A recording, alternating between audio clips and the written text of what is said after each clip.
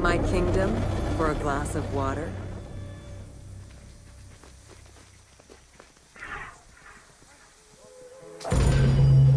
Welcome to The Importance of Mummies.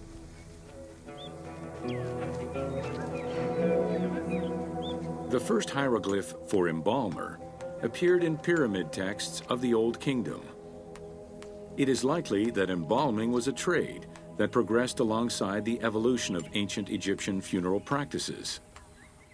While we still know nothing of how embalming came to be a profession, we do know that embalmers had a hierarchy, and that each embalmer specialized in a specific phase of the mummification process.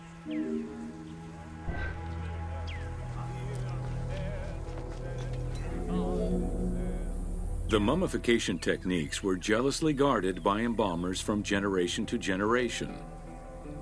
Despite their efforts, Herodotus and Diodorus discovered their methods in late antiquity, but historians were skeptical about the validity of the texts. It remained a mystery until two teams of modern medical legal scientists confirmed the process in 1994 and again in 2011.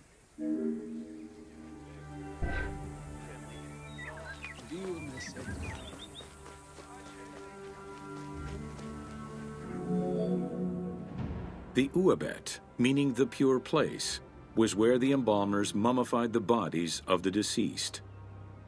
Until the end of the Middle Kingdom, it was located in tents at the edges of the city due to the smell of decomposition.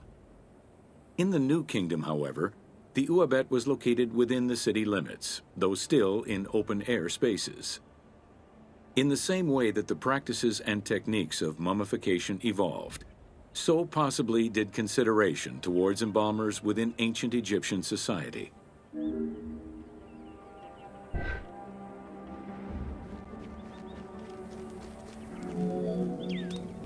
The pharaoh had access to the most elaborate of mummification rituals. The richer citizens of Egypt also enjoyed complex embalming options, though none of them allowed for the removal of the brain or viscera. After purifying the body, embalmers injected a liquid through the rectum, sealed it, and allowed the mixture to settle. They then plunged the body into natron for up to 40 days. Once the body was dried, the seal was removed, and the entrails flowed out with the injected liquid, leaving the skin and bones of the deceased to be wrapped in linen and returned to the family for burial.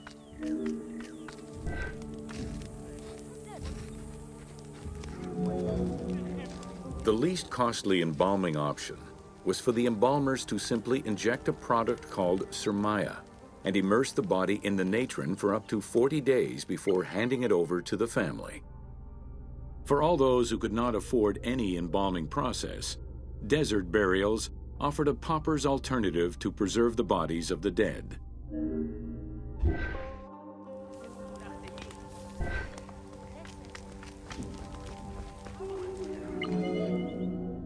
Egyptian civilization has always appealed to Westerners, even before the Greek and Roman invasions.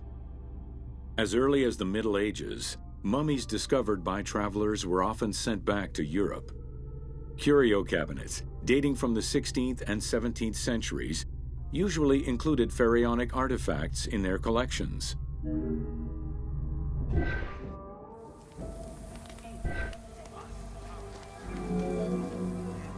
The Egyptomania phenomenon was heralded by Napoleon Bonaparte's Egyptian campaign, which lasted from 1798 to 1802. The following years were marked by a resurgence of interest from rich enthusiasts and scholars who exposed Egypt to the general populace. Many research societies focusing on Egyptology were founded during those years.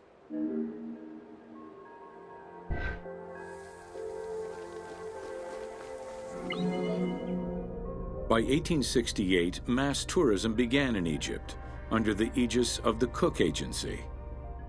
The rich would indulge in leisure trips to Egypt and bring back mummies. Upon their return, they would organize evenings that consisted of unpacking mummies and removing strips of linen and amulets layer by layer.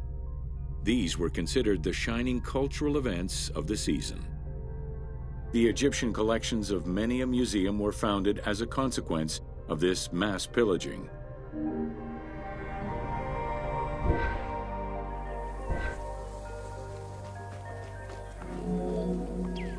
Thanks to those dubious parties, the fantasy of a mummy coming back to life, seeking revenge on its defilers, was born.